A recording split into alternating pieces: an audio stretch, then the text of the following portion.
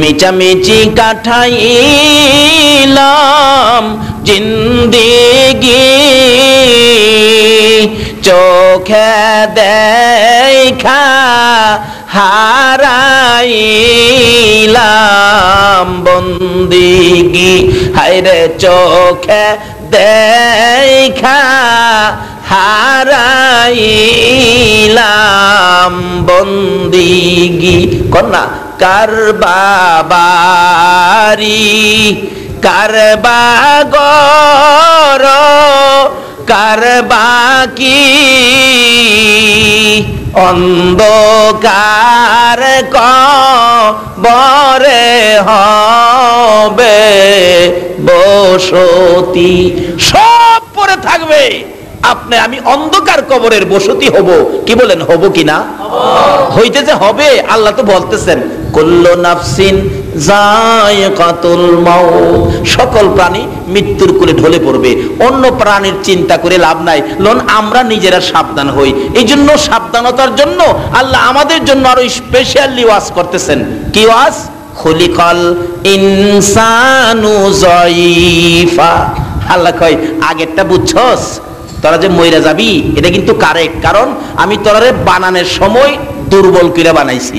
খুলিকাল ইনসানু যায়ীফা। আলেম ওলামারা আছেন, আল্লাহ কয় বানানোর সময় দুর্বল করে বানাইছি। কেন? তোমরা তো মইরা হয়ে যাইবা, শক্ত করে লাভ কি?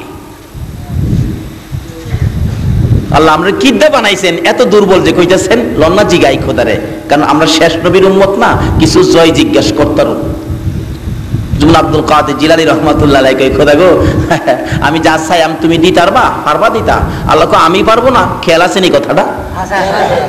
তাইলে চাও তুমি কি চাইবা? কো আমার নবী বানায় দাও। কো নবী তো আর হইতো না। কো আমি জানি এটা আগে তুমি পারতা না। হে আব্দুল কাদের, আমি তো কোরআন শরীফে নিষেধ করেছি নবী আর হবে না। ওয়ালাকির রাসূলুল্লাহি ওয়া খাতামান নাবিয়িন, এই নবী দিয়ে নবীর দরজা আমি বন্ধ করে দিয়েছি। রাসূল নিজেও বলছে আনা খাতামুন নাবিয়িন লা নাবিয়্যা বাদি, আমি শেষ নবী, আমার পরে নবী আসবে না। ও আব্দুল কাদের, এমন দাবি করলি যেটা ক্ষমতা আছে আমার বানাইতে পারি, কিন্তু আইনে নাই, এই জন্য পারি না। আব্দুল কাদের এই দাবিটা করলে এটা ছাড়া অন্য কিছু দাবি করস না। তাইলে আমি কাদরিয়া তরিকার, আমার কাদরিয়া তরিকায় যারা ডুববে ভর্তি হবে, এই তরিকায় যারা চলবে হেরারে মাফ করে দাও। আল্লাহ কয় এটা পারি, যা মাফ করে দিলাম।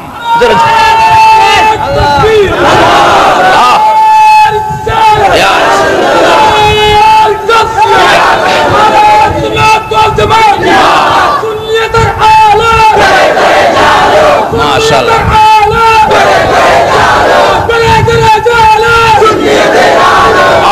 এই সুন্নিয়তের আলু ঘরে ঘরে জ্বললে দলাদলি আর থাকতো না।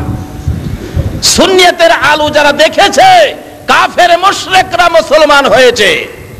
আর সুন্নিয়তের আলু ছেড়ে দেওয়ার কারণে এখন বিজাতিরা মুসলমান নাম শুনলে ভয় পায়। আমি ভারত সফরে যাব, মাথায় টুপি মুখে দাড়ি দেখে আমার ভিসা দেয় না। অথচ আমার নবীর আদর্শ, ফতে মক্কা, মক্কা বিজয়ের পর আমার নবী খুশি, মায়ের দেশ বাবার দেশ ঘুরে ঘুরে দেখতেছেন। 10,000 সৈন্য নবীর পক্ষে, আল্লাহর ফেরেশতারা আল্লাহ সহজে নবীর পক্ষে।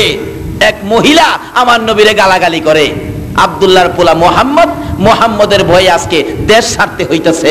আল্লাহ আল্লাহ মোহাম্মদের মুখটা দেখায়ও না, নাউজুবিল্লাহ কর। অথচ আমার নবী সামনে। বুড়িমা আব্দুল্লাহর পোলারে দেখছো? কয় না, এর যেন না দেখি। সবাই গেছে গাহের বয়ে, আমিও যাইতাছি। গাঠুরি একটা বড় নিতে পারি না রে বাবা, কষ্ট হইতাছে। আল্লাহ কোন সময় জানি এর আক্রমণ থেকে বাঁচি। নবীজি কয় এত বড় গাঠুরি নিতে কষ্ট হয় বুড়ি, দাও না আমার মাথায় তুইলা দাও। কয় বাবা তুমি নিবা আমার গাঠটি? কহ দাও। নবীর মাথায় গাঠটি দিয়া হনো নবীরে গালাগালি করে। যাইতে যাইতে যাইতে যাইতে যাইতেছে পিছে পিছে নবীজি। ফেরেশতারা কয় খোদা গো, তোমার বন্ধুর মাথায় বুড়ির গাঠুরি? আল্লাহকে কথা কইস না, এটা সুন্নিয়তের আলু। অস্ত্র ছাড়া যুদ্ধ করে দুনিয়া করলো জয়, তাই তো আজি মানব দানব মোহাম্মদ নাম লয়। নবীর যুদ্ধ ছিল আদর্শের যুদ্ধ, চরিত্রের যুদ্ধ, গুণাবলীর যুদ্ধ। এই সুন্দর আখলাক চরিত্র দিয়ে সমস্ত বিশ্ব নবী জয় করেছে, অস্ত্র দিয়ে নয়।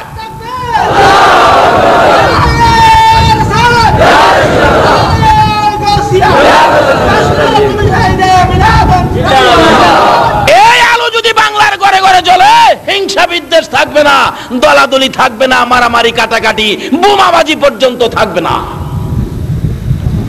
আল্লাহ আমাদেরকে সুন্নিয়াতের বুঝ দেখ, সকলে বলুন আমিন। নবীজি দুশমনের গাঠুরি মাথায় লইছে, যাইতেছে আর গালাগালি করতেছে।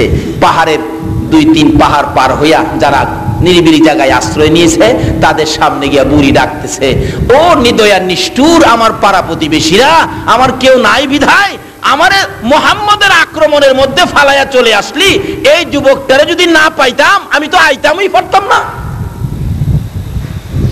পাহাড়ের লোকেরা একবার বুড়ির দিকে চাই, আবার আমার নবীর দিকে চাই। আল্লাহু আকবার। বুড়ি, কার মাথায় গাঠুরি লাগাইছস, কার মাথায় গাঠুরি তুইলা দিছস? বুড়ি কয়, যুবকটা বড় ভালো, এই যুবকটা যদি কষ্ট করে গাঠুরি মাথায় না নিত আমি তো ওই আক্রমণ থেকে বাঁচতে পারতাম না। পাহাড়ের লোকেরা বলেন, বুড়ি গো, যার ভয়ে পাহাড়ে আসলাম তার মাথায় দিয়ে গাঠুরি উঠাইয়া দিছো। বুড়ি একবার আমার নবীর সুন্দর চেহারার দিকে চায়, আবার পাহাড়ের লোকদের দিকে চায়। লোকেরা, না, এই লোকটা কোনোদিন মানুষের ক্ষতি করতে পারে না, এই লোকটা এত ভালো লোক আমার জীবনে আর কোনোদিন দেখি নাই। বাবা গো, তোমার নাম কি? মুহাম্মদ সাল্লাল্লাহু আলাইহি ওয়াসাল্লাম। আমার নবী মুস্কি হাসি দিলেন, হ্যাঁ আমি এই তো। বাবা গো, আমি তো চিনতে পারি নাই, বুঝতে পারি নাই, ভুল করেছি, তোমার মাথায় গাঁটুরি দিয়েছি। বাবা তোমার কাছে ক্ষমা চাই, আমারে কালিমা পড়াইয়া মুসলমান বানাইয়া দাও। আরে অস্ত্র ছাড়া যুদ্ধ করে দুনিয়া করলো জয়, তাই তো আজি মানবে দানবে মুহাম্মদ নাম লয়।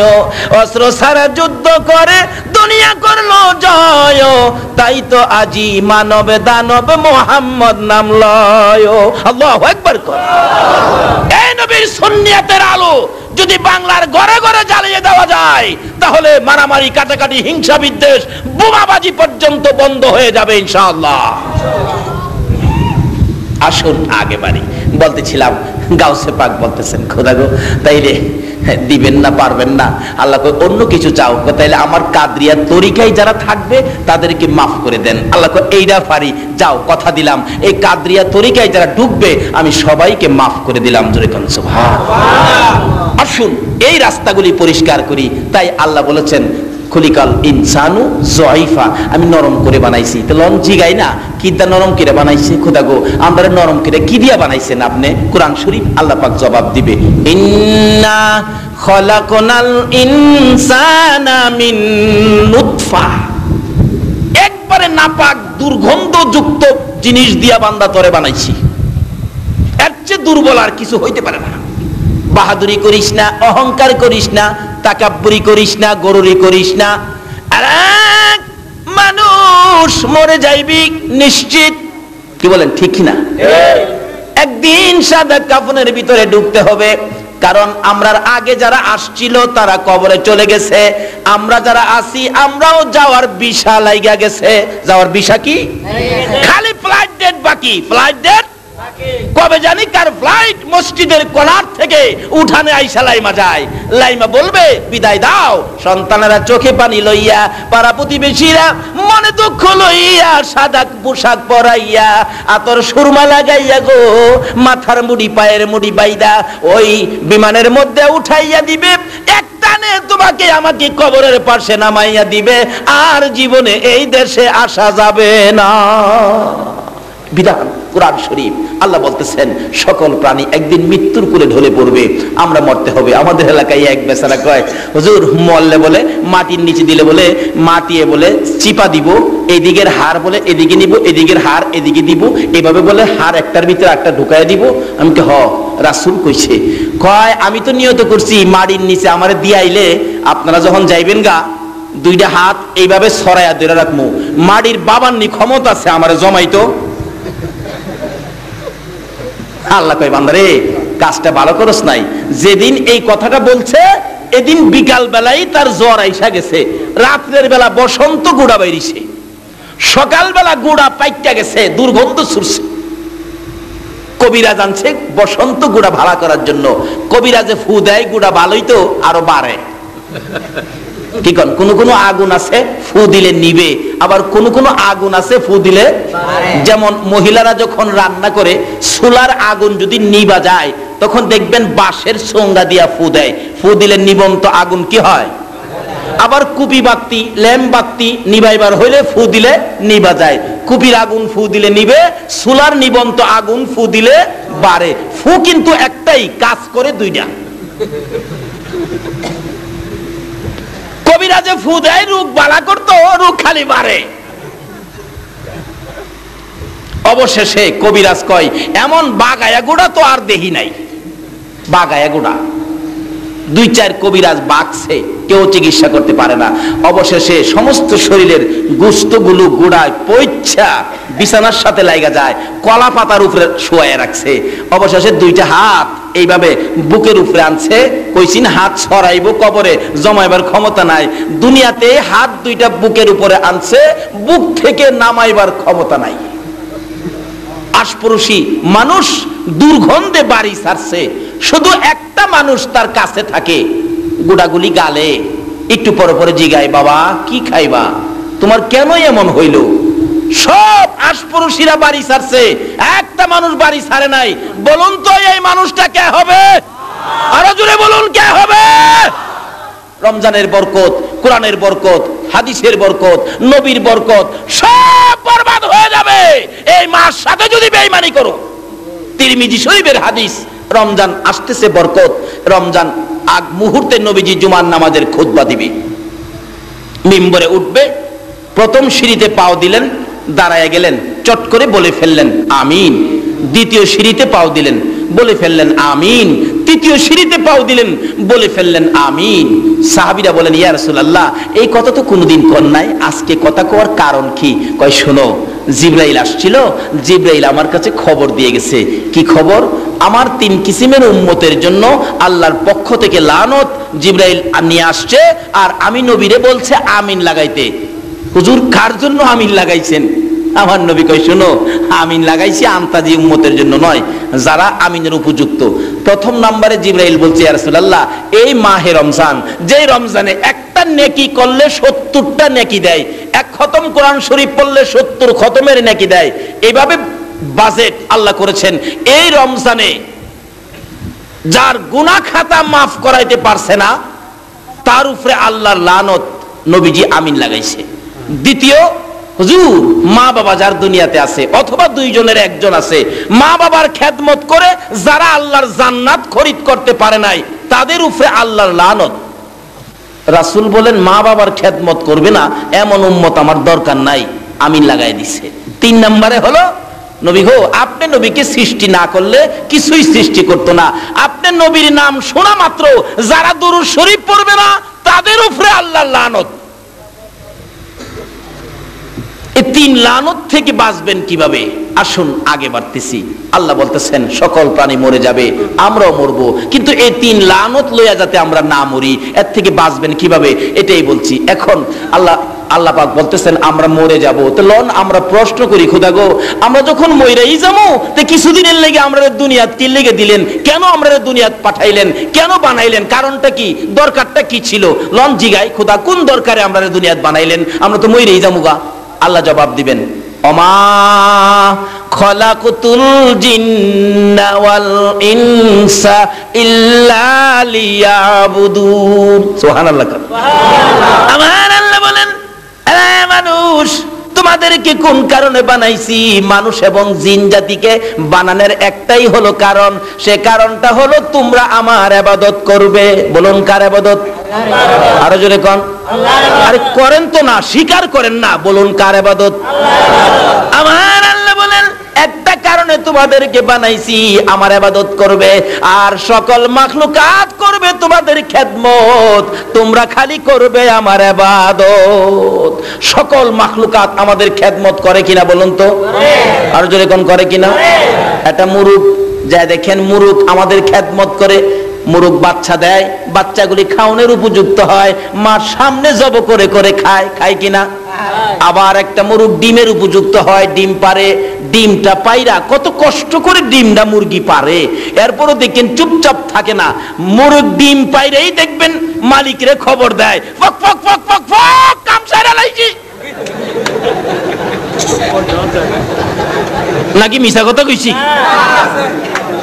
আচ্ছা মুরগটা কি পারছি না, এত কষ্ট করে ডিমটা পারছি, কাউরে কমো না, কিন্তু চুপচাপ নাই, ফক ফক ফক ফক ফক। কি করছি কি করছি কয় না বাঙালি, কি করছি? আল্লাহ কয় জানা দে, জানায়, কারণ তোরা তো বানাইছি ওই আমার বান্দার লাগিয়া। গরু দিয়া হাল চাষ করে, সকালবেলা দুধ দোহায়, দুধ খায়, কুরবানি আইলে কুরবানি দিয়া গোশত খায়, চামড়া দিয়া জুতা বানায়, হাড্ডি দিয়া মেলামাইন। আমার আল্লাহ কই বানারে বান্দা, আর কত বানাবি বানা, সব দিলাম, তারা করবে তোদের খেদমত, কিন্তু তোমরা করবে আমি আল্লাহর ইবাদত।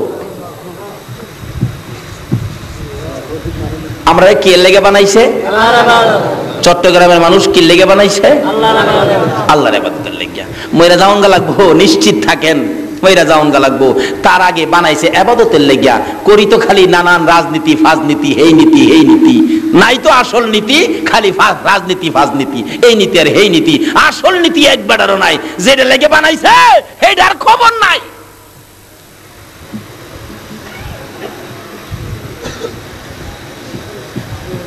খোদা গো, ইবাদতের লেগে বানাইছো, আচ্ছা ঠিক আছে, আজগা বুঝলাম আমরা যে ইবাদতের লেগে বানাইছো।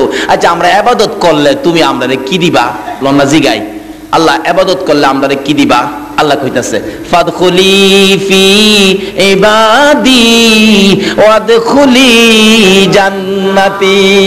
জোরে জোরে কোন সুবহানাল্লাহ। এইভাবে আর কোন নবীর উম্মতের সাথে আমার আল্লাহ কথা কয় না, আখিরি নবীর উম্মতের সাথে কথা কয়। কেন কথা কয়? আমার নবী উম্মতের ব্যথায় জীবনে সারা রাত কোনোদিন ঘুমায় না।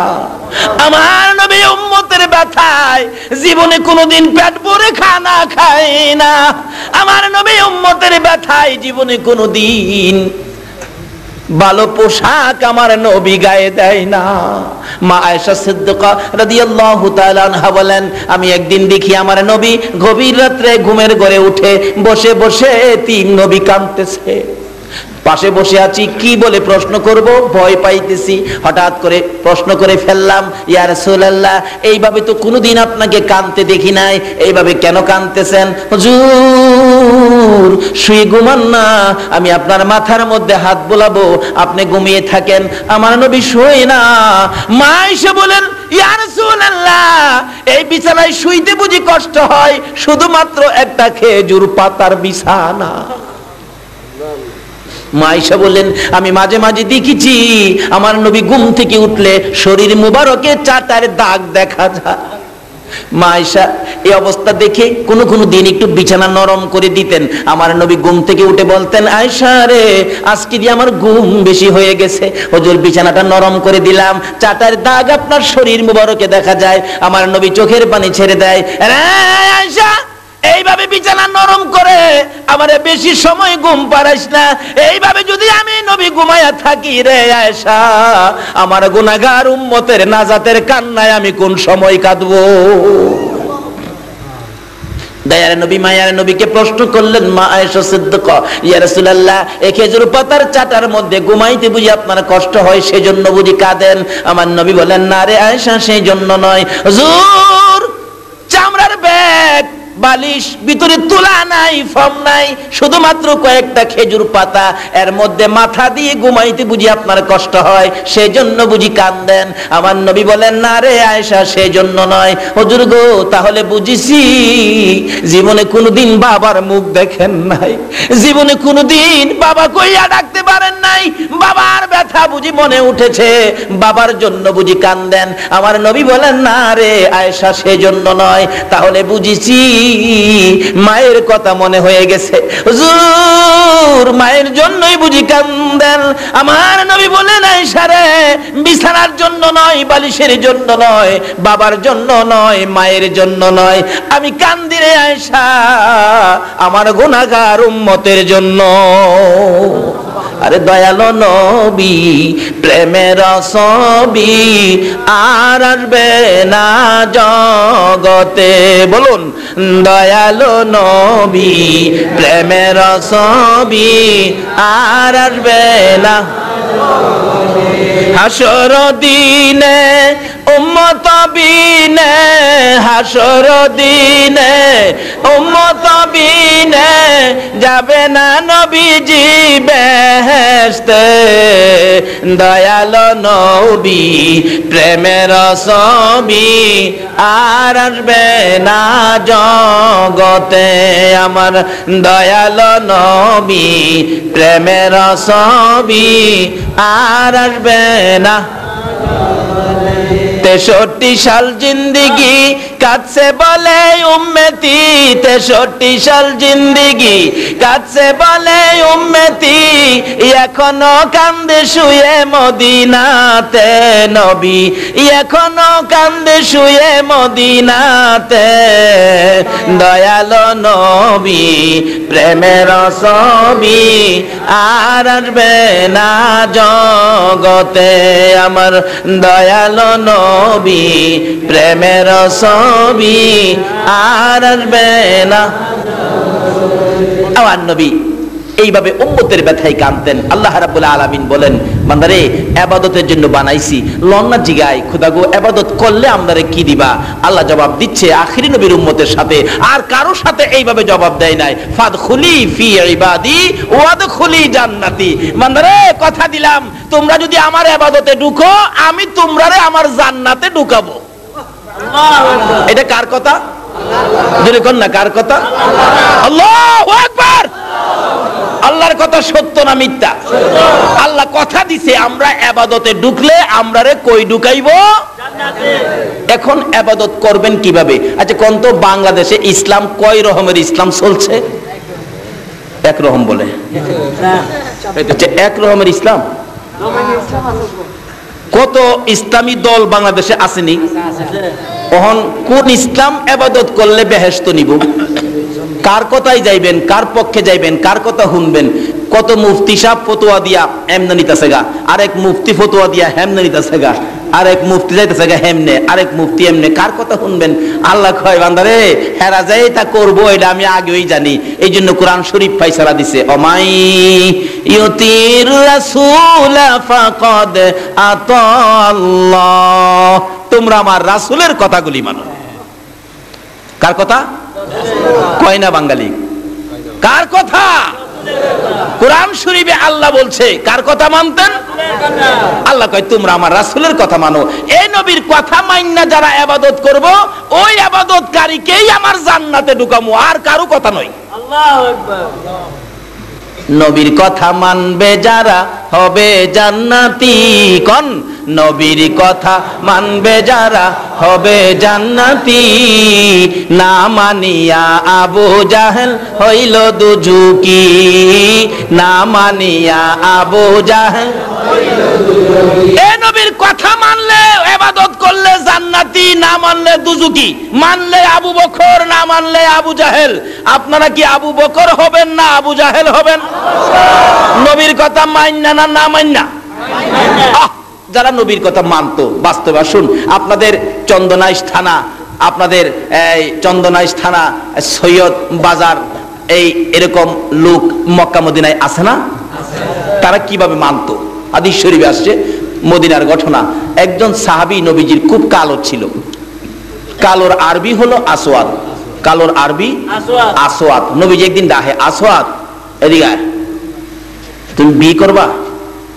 কালা মিয়া কয়, হুজুর আমি যে কালার কালা, আমার কাছে কেউ বিয়া দেয় না, আমারে দেখলে দৌড়ে।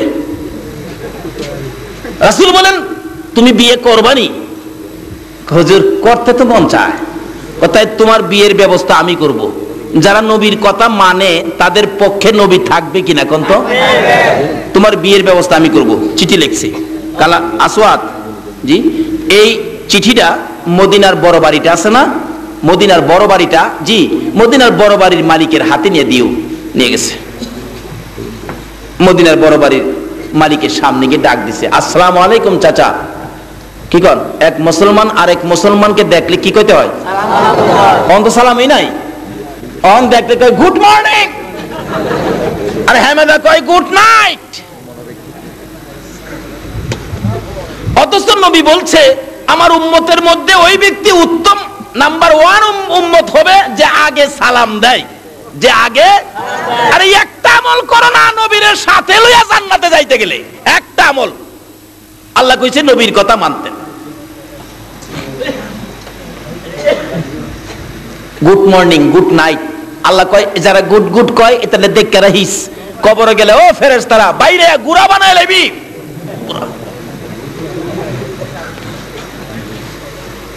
মুসলমানের লজ্জা থাকা উচিত, যারা গুড মর্নিং গুড নাইট শিখাইছে তারাই আজকে মুসলমানদের কলিজার মধ্যে গুলি করে মারতেছে। আজ থেকে কসম খাও, যদি নবীর সাফায়ের সহ জান্নাতে যেতে চাও, জীবনে আর কোনোদিন এই মুখ থেকে গুড মর্নিং আর গুড নাইট বাহির করব না। যদি এই কসম খেয়ে গুড মর্নিং গুড নাইট বন্ধ করতে পারো, আল্লাহর কসম ফুলসিরাতের কিনারে রাসূল তোমার জন্য বসে থাকবে।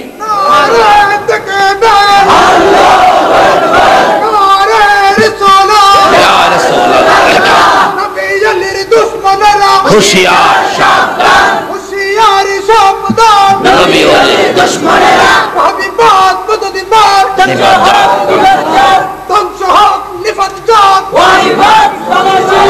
মাশাআল্লাহ মাশাআল্লাহ। আসুন আগে বাড়ি, খালি মুখে মুখে নয়, আজকের থেকে আমরা আমলে যাব। কি বলেন, ঠিক কিনা? ও বাবা যুবক, এক মুসলমান আরেক মুসলমান, এক বন্ধু আরেক বন্ধুকে দেখলে আগামী কাল থেকে কি ব্যবহার করবে? আল্লাহ তুমি কবুল করো, সকলে বলো না আমিন। এই আমলটুকুন যদি আজকের মাহফিল থেকে নিয়ে কবরে যাইতে পারো, 100 গলা কাটা শহীদের সওয়াব তোমার আমল নামায় দেওয়া হবে। আপনাদের মুহসিন আউলিয়া নামাজ পড়তনি, আমানত শাহ নামাজ পড়তনি, বদর শাহ নামাজ পড়তনি, শাহজালাল নামাজ পড়তনি, শাহজালাল নামাজ পড়তো, গাউসে পাক নামাজ পড়তো, খাজা মঈনুদ্দিন চিশতি নামাজ পড়তো। আর নামাজ ছাড়া রেডিমেড ওলি বাইরিয়া গেছে দুঃখা দেওয়ার জন্য। কাজী এই জন্য আল্লাহ বলছে কারো কথা নয়, তোমরা আমার নবীর কথা মানো। বলুন কার কথা?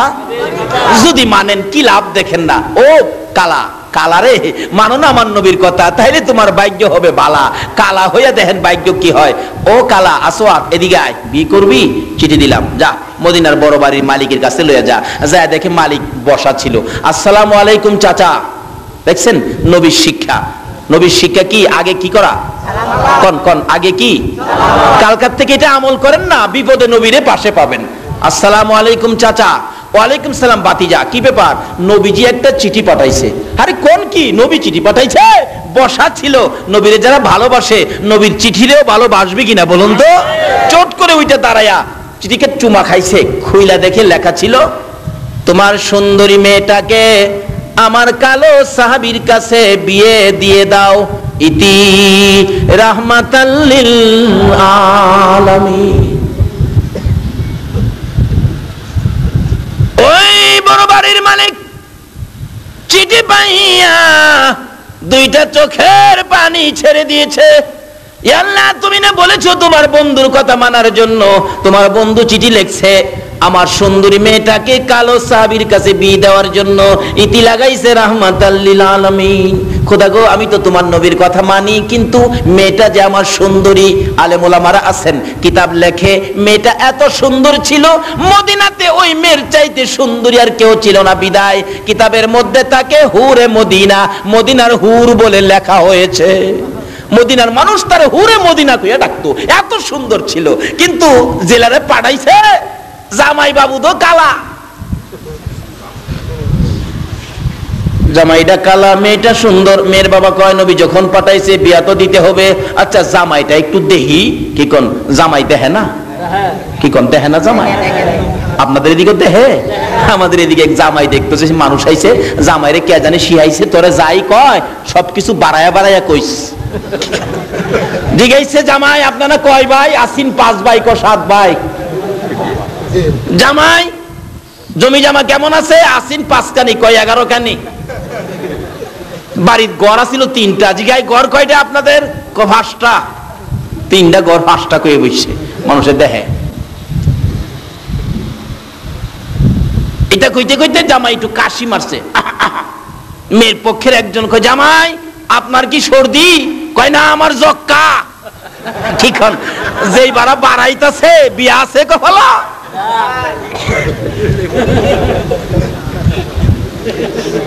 জামাই তো দেখতে হয়। লাইনে আসেন, এখনো লাইন খোলা আছে। এই দেশ ছাড়তে হবে, এই পোশাক খুলতে হবে, সাদা পোশাক পরতে হবে, কবর দেশে শুইতে হবে, মাটির সাথে মিশতে হবে। আমাদের আগে যারা আসছিল কবরে যায় দেখেন কবরের মাটি ভাঙ্গা গর্ত হয়ে গেছে, কিচ্ছু নাই। আমরাও একদিন এইভাবে কবরের মাটি ভেঙ্গে মাটির সাথে মিশে যাব। তার আগে আসুন নবীর কথা মানি। বলুন কার কথা? নবীর কথা। ডাকতেছে নবী, চিঠি নিয়ে গেছে। জামাই দেখবো তো, সুন্দরী মেয়ের বাবা। জামাইটা দেখ গেলই কেমন কালা। জামাইয়ের পায়ে চায়া দেহে জাহাজ মার্কা আলকাতরা। হাই হাই এত কালো, আমার মেয়েটা রাজি হয় কিনা। আমার 15 মিনিট আগে ইঙ্গিত দিবেন রাজি হয় কিনা। ডাকতেছে কালামিয়া, আসওয়াত জি আপনি এখন যান, আমি পরে মেয়ের সাথে পরামর্শ করে আপনাকে জানাবো। আচ্ছা বলুন তো এই কথায় কি বোঝা যায়? বিয়াটা হইব? কালা তো জাগা। হুজুর কইছিলাম না কাম হইতো না, হইতো না। আল্লাহ কয় আসওয়াত রে, যে নবী আঙ্গুল ইশারা করলে আকাশের চাঁদ 2 টুকরা হয়, আর নবীর হাতের চিঠিটা কি বিফল যাবে? চিন্তা করিস না। একটু পরে মেয়েটা দৌড়ে আসছে, আব্বু কালো একটা ছেলে আইছিল, কি ব্যাপার? খুশি দেখলাম, যাওয়ার সময় মনটা খারাপ। বাবা বুঝাইতেছে, মা নবীজি চিঠি পাঠাইছে। কিসের চিঠি? তোমার বিয়ের প্রস্তাব, কালো ছেলের জন্য। একটা চিৎকার মারছে মহিলাটা, বাবা বাবা গো বলেন কি নবী চিঠি লিখছে? তাহলে আমার মন কয় মদিনাতে বুঝি আমার চেয়ে দামি মহিলা আর নাই। বাবা কালো আর সুন্দর বুঝি না, আমার নবী যখন আমার জন্য চিঠি পাঠাইছে, বাবা গো আমি নবীর কথা মানবো, নবীকে খুশি করব। নবীর কথা মানতে যাইয়া কালো হইয়া আমার কাছে আসছে বিয়ের প্রস্তাব নবীর পক্ষ থেকে নিয়ে। বাবা গো আমি সুন্দরী হইয়া কালোর কাছে বিয়ে বসতে নবীর কথা মাইনা রাজি হইয়া গেলাম। মেরে বাবা তো আগেই রাজি, নবীর কথা মানে তারা। ডাক দিছে, এ আসওয়াত আসওয়াত এদিকে আয়। এই কালা, ফিরা চায় দেহে ডাহের সাইজ বালা। এবার জামায় না বাপ আসছে না, জামাইয়ের কি কন মই মুরব্বী দেখতে জামাই দেখছে না, শুরু করে সালাম দে। আসলে এরকম হ্যাঁ আসেন। আমার মেয়ে তো রাজি হইছে। কালা কয় আলহামদুলিল্লাহ। কয় বাবা রাজি যে হইছে, বিয়া পড়াইতে তো মহারানার টাকা লাগবো। মহারানার টাকা আছে? কালা কয় একটা পয়সাও নাই। মেয়েটা কয় আব্বা নবী যখন পাঠাইছে, কেমন মেয়ে দেখেন, নবী যখন পাঠাইছে আব্বা কিছু টাকা, আপনি ধনী মানুষ, কিছু টাকা তারে সাহায্য দেন মহারণা দেওয়ার জন্য। এই কে আছো? নবীকে খুশি করার জন্য। এমন মেয়ে কার করে হয়েছে?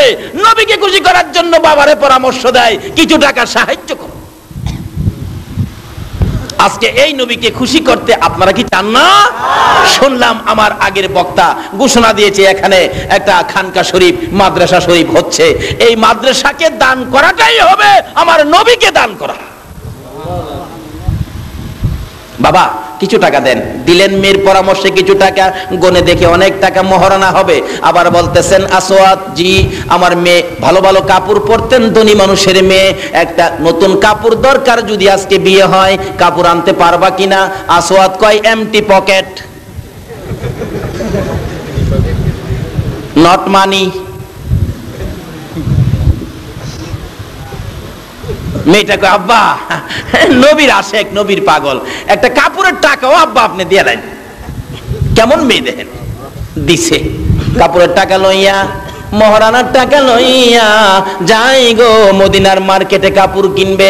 দোকানদার কাপড় দে, আমার ভাগ্য ভালো রে, আমি নবীর কথা মাইনা নবীর পক্ষে থাইকা আজকে কালো হইয়া সুন্দরী মেয়ে বিয়ে করব। বালা একটা কাপড় দে, আমার বিবি যেন খুশি হয়। কিতাব লেখে দেখতেছে কাপড় কোনটা নিবেন কোনটা না। এমন সময় শোনা যায় পিছন দিকে যেন পাগলের মতো দৌড়ে আসতেছে, এতিমের মতো কাঁদতেছে আর ডাকতেছে, মদিনার সাহাবীরা রে, মদিনার যুবকেরা রে, মদিনার ব্যবসায়ীরা রে, খবর পাইছুনি আল্লাহর বন্ধু যুদ্ধের ময়দানে রওনা হয়ে গেছে। সঙ্গে সঙ্গে দোকানদারেরা দোকান বন্ধ করে দিচ্ছে, আর ব্যবসা করবে না। আজকে তোমরা কারা গো? ও সৈয়দ বাজারের ব্যবসায়ী ভাইরা, আজকে যারা মাহফিলের জন্য দোকানপাট আগে আগে বন্ধ করে দিয়েছো, আমার নবীর শাফায়াত নসিব হইয়া যাইব। দয়ার নবী মায়ার নবী পাঠাইলে কাপড় কিনবে, আসওয়াদ কাপড় কিনে দোকানদার বন্ধ করে দেয়। আরে কাস্টমার বেরিয়ে যাও, আমার নবী বলে যুদ্ধের ময়দানে রওনা হয়ে গেছে। যুবকেরা দৌড়ে বাড়িতে যায়, যুদ্ধের পোশাক পরে তরবারি হাতে লইয়া উঠানে দাঁড়াইয়া মা মা কইয়া কান্দে। মা হাজির হয়ে গেলে মার পায়ে সালাম করে, মা গো বিদায় দাও, আমার নবী বলে যুদ্ধের ময়দানে রওনা হয়ে গেছে। মা দেরি করো না, না জানি আমার রাসূলের গায়ে কেউ আঘাত করে। মা বিদায় দাও গো, দেখা হবে হাসরের ময়দানে। এই বলে যুবকেরা যুদ্ধের পোশাক পরে তরবারি লইয়া নবীর পক্ষে যাচ্ছে। এবারে ব্যবসায়ীরা দোকান বন্ধ করে যাচ্ছে। আসওয়াদ নিজেকে নিজে প্রশ্ন করে, ও আসওয়াদ, নবীর পক্ষে যাইয়া কালো হইয়া সুন্দরী মেয়ে বীর বাজার করতে আসছিলে, এখন নবী যুদ্ধে যাবে, বল যুদ্ধের বাজার করবি না বীর বাজার করবি? আসওয়াদের মন ফাইসালা করে দিলেন, না, আমি নবীর পক্ষে যুদ্ধের বাজার করব, বিয়ের বাজার করব না। বিয়ের বাজারের সকল টাকাগুলো লইয়া একটা তরবারির দোকানে যাইয়া নবীর প্রেমে যুদ্ধের বাজার করেছে। আল্লাহু আকবার।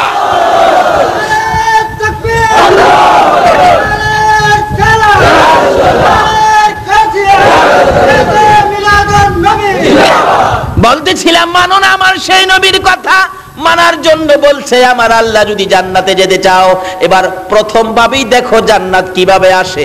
আসওয়াদ একটা তরবারি কিনে যুদ্ধের বাজার করে বিয়ের বাজারে টাকা দিয়ে সুন্দরী মেয়ে বসে আছে, আসওয়াদের বিবি হবে। আসওয়াদ সুন্দরী মেয়ের দিকে তাকায় না, আমার নবীর ভালোবাসা লইয়া বিয়ের বাজারে টাকা দিয়া যুদ্ধের বাজার করে পিছে পিছে যাইতেছে আর ডাকতেছে, ইয়া রাসূলুল্লাহ, ইয়া হাবিবাল্লাহ, ইয়া রাসূলুল্লাহ, আমার মৌতের নিদান কালে থাকিও নবী গো আমার শিয়রে, আমার মৌতের নিদান কালে থাকিও নবী গো আমার শিয়রে, দেখিব আপনাকে দুই নয়ন ভরে, ইয়া রাসূলুল্লাহ, ইয়া হাবিবাল্লাহ, ইয়া রাসূলুল্লাহ। আসওয়াদ আমার নবীর পক্ষে, নবীর কথা মানে, নবীকে ভালোবাসে। যুদ্ধের বাজার করে গো, বীর বাজারে টাকা দিয়ে যুদ্ধের বাজার করে তরবারি সহ যুদ্ধের ময়দানে উপস্থিত। যুদ্ধ শুরু হয়ে যায়। যুদ্ধ করতে করতে নবীর আশেক আসওয়াদ শহীদ হইয়া যায়। যে যুদ্ধে 70 জন সাহাবা শহীদ হয়েছিলেন, আমার নবী নিজেও ব্যথায় ব্যথিত হয়েছে। যুদ্ধ থেমে গেলে নবীজি ডাকতেছেন, সাহাবীরা রে, গলা কাটা, মাথা ফাটা, কলিজা বাহির হইয়াছে রে, আমি আর সহ্য করতে পারি না রে সাহাবীরা, দে দে আমার আদরের শহীদদেরকে তোরা দাফন করে দে। আল্লাহু আকবার। আমার নবী বলেন, সহ্য করতে পারি না, দে দে দাফন করে দে। শর্ত হলো গোসল করাইস না, কাফনও পরাইস না রে। রক্তমাখা অবস্থায় হাসরের ময়দানে আমি নবী আল্লাহর আরশের কিনারে লইয়া দাঁড়াইব। মাউত দেখো আমার উম্মতের মতো তোমার জন্য এইভাবে আর কোন নবী রাসূলের উম্মতেরা রক্ত দিছেনি। এই যে দেখো, গলা কাটা রক্ত পড়তে থাকবে, মাথা ফাটা রক্ত পড়তে থাকবে। আমার আল্লাহ বলবেন, বন্ধু গো, কথা দিলাম তারা যা চায় আমি আল্লাহ তা দিয়া তাদেরকে খুশি করব। লম্বা ঘটনা যাই না ওদিকে। আমার নবী এইভাবে নির্দেশ করলে দাফনের কাজ শুরু হলো। 69 জনকে দাফন করার পর 70-এর মাথায় আসওয়াতের লাশ দূরে পড়ে আছে। নবী বলেন, সাহাবীরা রে, এটা কার লাশ? দেখা যায় আসওয়াত আমার আসওয়াতের মতো। হুজুর, আসওয়াত বিয়ের বাজার করতে গিয়েছিল, বিয়ের বাজার না করে যুদ্ধের বাজার করে জীবন দিয়েছে। আমার নবী বলেন, আর একটু কাছে যাইয়া দেখি নতুন তরবারিটা হাতে চিত হয়ে আসওয়াত পড়ে আছে। আর একটু কাছে যাইয়া দেখি জিহ্বাটা বাহির হইয়া কপালে লাইগা রইছে। আর একটু কাছে যাইয়া দেখি ডান দিকের কলিজাটা বাহির হইয়া কাঁপতেছে। আমার নবী বলেন, আসওয়াত রে, বিয়ের বাজার করলি না, যুদ্ধের বাজার করে আমারে কলিজাটা দেখাইয়া বিদায় হলে রে আসওয়াত। মাবুদ রে, আমার আসওয়াতকে তুমি কি দিবা গো আল্লাহ? দে আমার আসওয়াতকে কবর নামাইয়া দে। আমার নবী কবরের পাশে দাঁড়িয়ে ছিলেন, আসওয়াতের লাশ কবরের দিকে নিয়ে আসতেছে। নবীজি কবরের দিকে তাকাইয়া মুস্কি মুস্কি হাসতেছেন। সাহাবীরা বলেন, ইয়া রাসূলুল্লাহ, মুস্কি মুস্কি হাসেন কেন, জানতে চাই। আমার নবী বলেন, সাহাবীরা রে, আমি যা দেখি তোমরা তা দেখো না। হুজুর, কি দেখে হাসছেন আমি জানতে চাই। এবার আমার নবী জবাব দেন, এরে সাহাবীরা, আমার আসওয়াত মদিনার হুর বিয়ে করতে গিয়েছিল। আমার যুদ্ধের খবর পাইয়া বিয়ের বাজারে টাকা দিয়ে যুদ্ধের বাজার করে মদিনার হুর ফালাইয়া রে আমি নবীর প্রেমে জীবন দিয়ে কবরে রওনা হয়েছে। রে সাহাবীরা, সেই জন্য কবরের দিকে তাকাইয়া দেখি রে মদিনার হুরের পরিবর্তে আসওয়াতের কবরে জান্নাতের হুর পাঠাইয়া দিছে। আল্লাহু আকবার। ইয়া রাসূলুল্লাহ,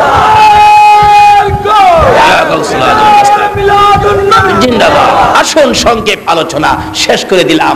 এই নবীর কথা মানলে এইভাবে কবর থেকেই জান্নাতের পুরস্কার শুরু হবে। আল্লাহ বলছে, জান্নাতে যাইতে গেলে তোমরা আমার নবীর কথা মানো। দেখি নবীজি কি কয়। আসুন নবীর কথা মানি। নবী গো, আপনি কি বলেন একটু বলুন তো।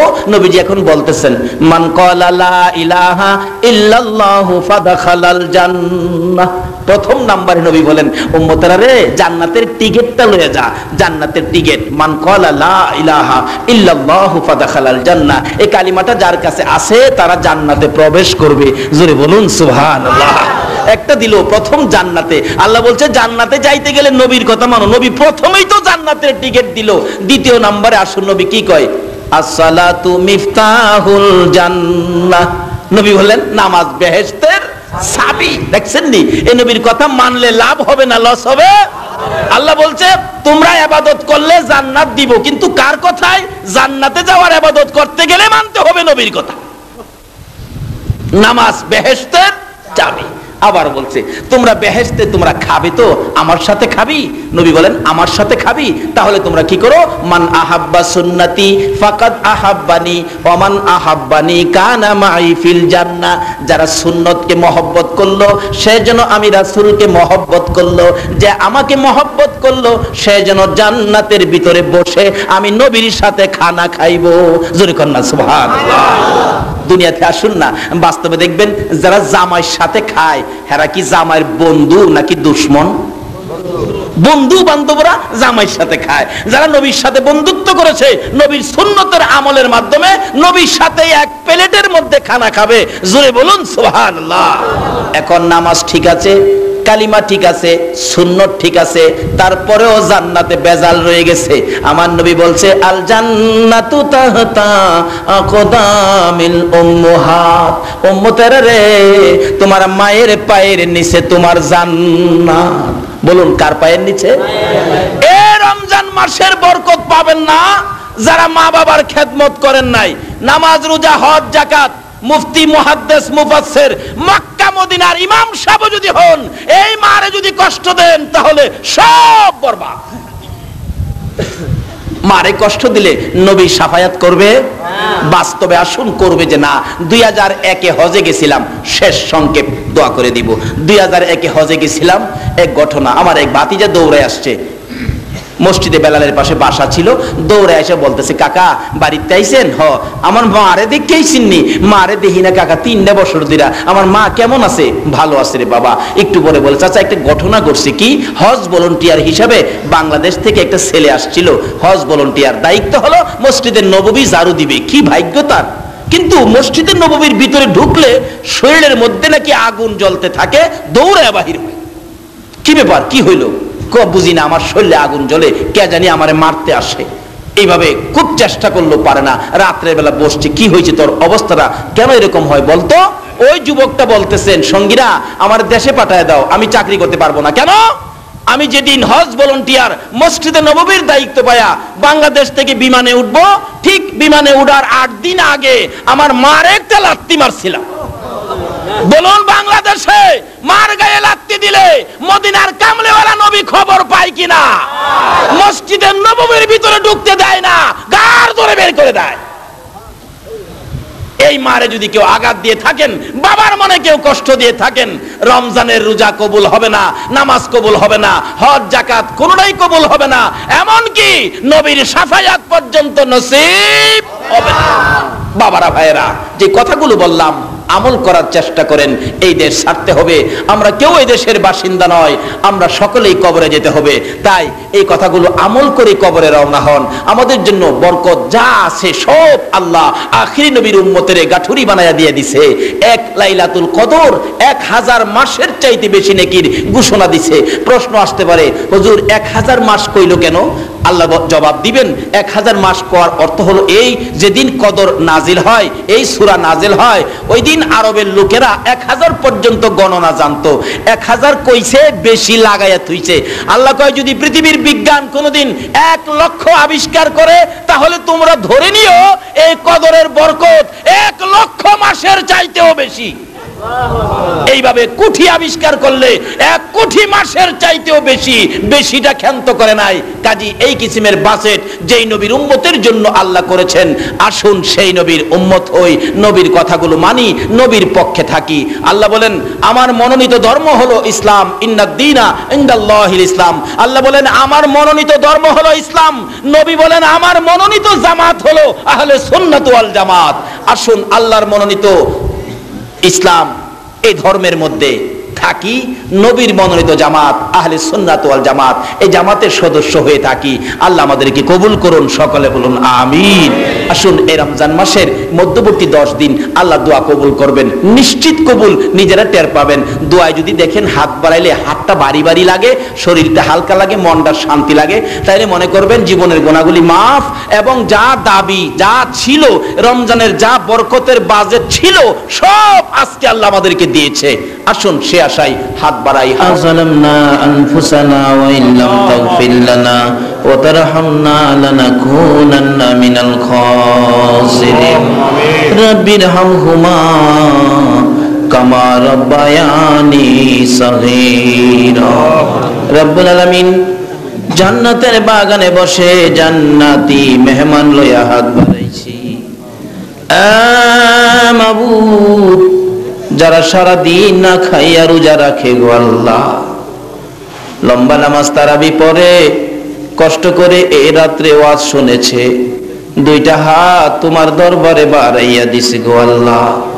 একবারে খালি হাত বাড়াই নাই, তুমি যার উপর দরুদ ও সালাম প্রেরণ করো, ওই নবীর উপর নবী মায়ার নবীর রওজা আতহারে পৌঁছাইয়া দাও। এ আল্লাহ, দরুদ ও সালামকে উসিলা করে, আজকের মাহফিল উসিলা করে, মাবুদ মাহে রমজান উসিলা করে, রোজাদারের হাত উসিলা করে, যারা সারা দিন না খাইয়া রোজা রেখে কষ্ট করে তারা দিয়ে হাত বাড়াইছে গো আল্লাহ। এ মাবুদ, রোজাদারের হাত দেখলে তোমার মায়া লাগেনি। এ মাবুদ, আর দেরি করো না, এই মুহূর্তে আমাদের সকলের জীবনের গুনাহগুলো ক্ষমা করে দাও। এ মাবুদ, জীবনে কত গুনাহ করেছি তুমি ছাড়া কেউ জানে না রে আল্লাহ।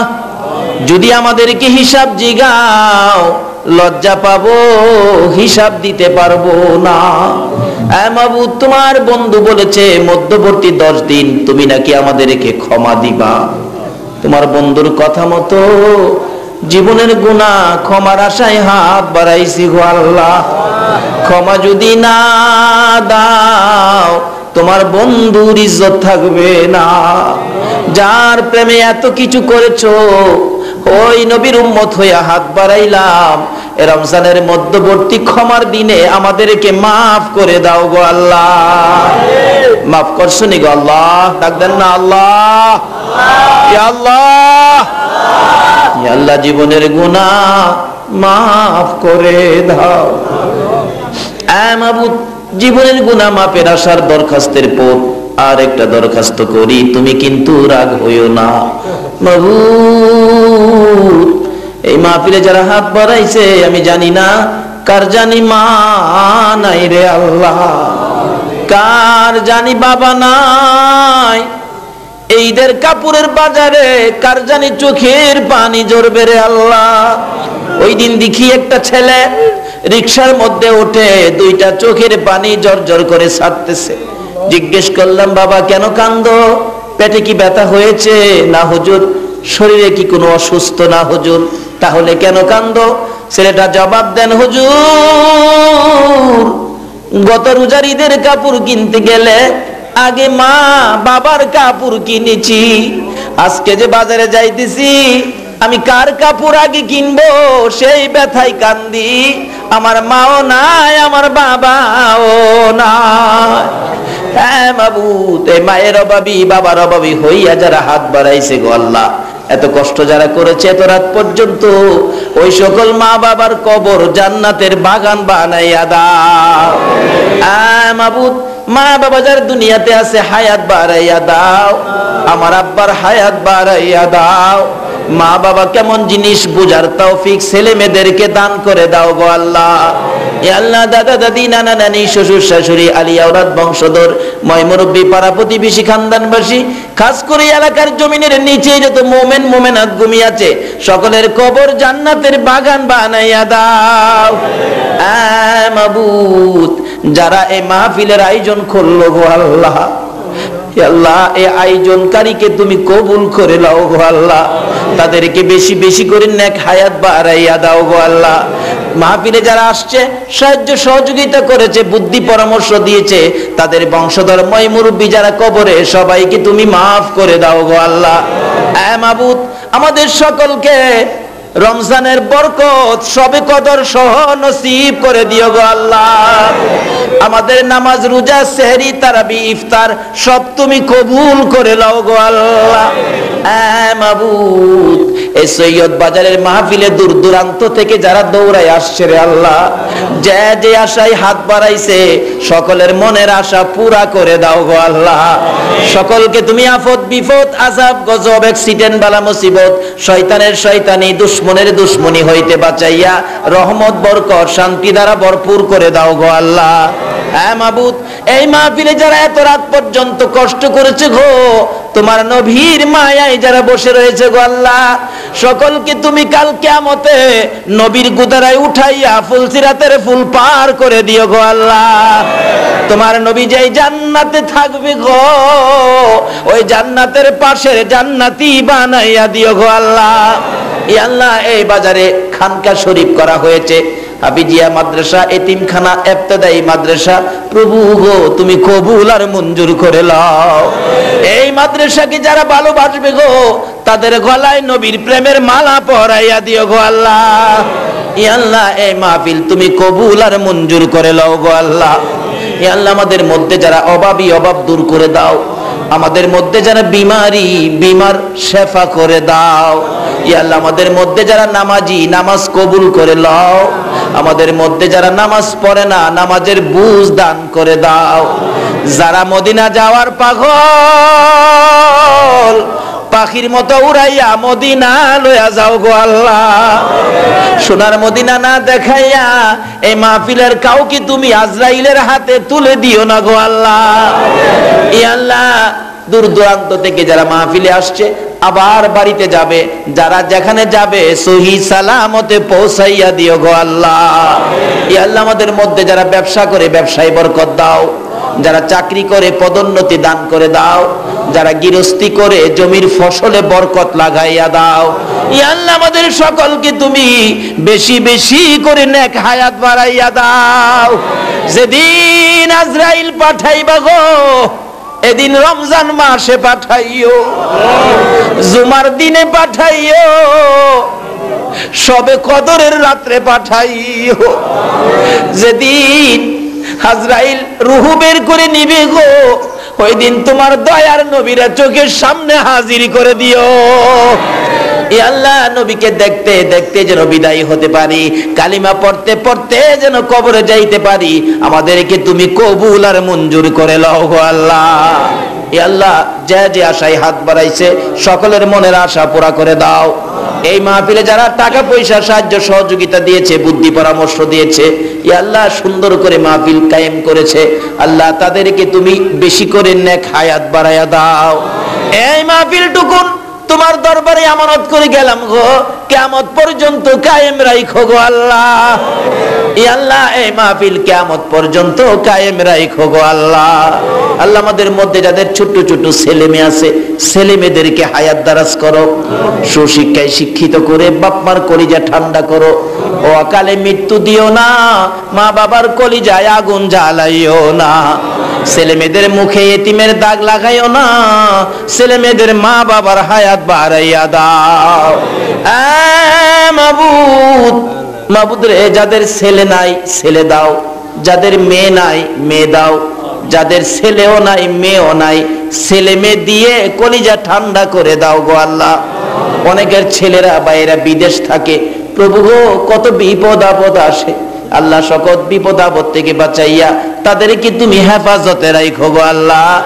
রুজি রোজগারে বরকত লাগাইয়া দাও, ইয়া আল্লাহ। রোজগার শেষে দেশের ছেলে দেশে ফিরাইয়া দিও গো আল্লাহ। ইয়া আল্লাহ, এই মাহফিলের সকল আলেম ওলামাদেরকে হায়াত বাড়াইয়া দাও। ইয়া আল্লাহ, এই মাহফিলের সকল শ্রোতাদেরকে হায়াত বাড়াইয়া দাও। মাবুদ, যতগুলো দরখাস্ত করলাম মাহফিলের উসিলায়, মাহে রমজানের উসিলায়, দুরূদ সালামের উসিলায়, তোমার বন্ধুর প্রেম আর ভালোবাসার উসিলায় সবগুলো তুমি কবুল আর মঞ্জুর করো গো আল্লাহ। রব্বানা তাকাব্বাল মিন্না ইন্নাকা আনতাস সামিউল আলিম ওয়া তুব আলাইনা ইয়া মাওলানা ইন্নাকা আনতাত তাওয়াবুর রহিম। ওয়া সাল্লাল্লাহু তাআলা আলা খায়রি খালকিহি মুহাম্মাদিন ওয়া আলা আলিহি ওয়া আসহাবিহি আজমাইন বিহাক্কি লা ইলাহা ইল্লাল্লাহু মুহাম্মাদুর রাসূল।